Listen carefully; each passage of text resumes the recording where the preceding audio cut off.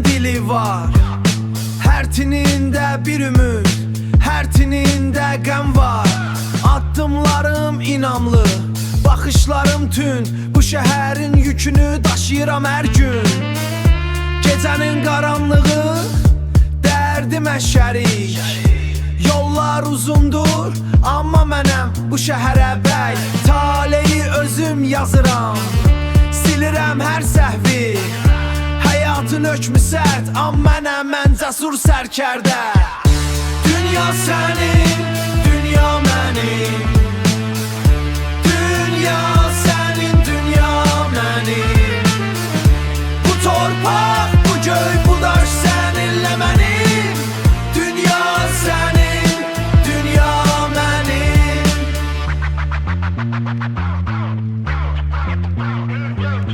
Ulduzlar sönüb, amma mənim çırağım yanır.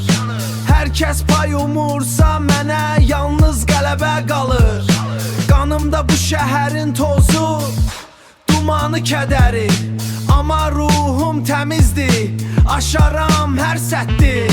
Məqsədə doğru gedirəm, geri dönmək yoxdur. Bu yolda dost azdır, amma düşmən çoxdur. Hər nəfəs barizə, hər söz bir güllə. Dünyanı bölüşmək vaxtıdır, gəl gir bu mübarizəyə. Dünya sənin, dünya mənim. Dünya sənin, dünya mənim. Bu torpaq, bu göy, bu daş səninlə mənim. Dünya sənin, dünya mənim.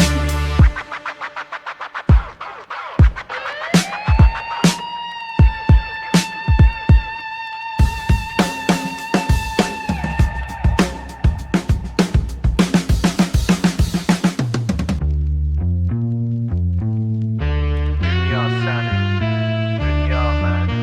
Bakı, Doqdaşsız hər şey ədalətdir.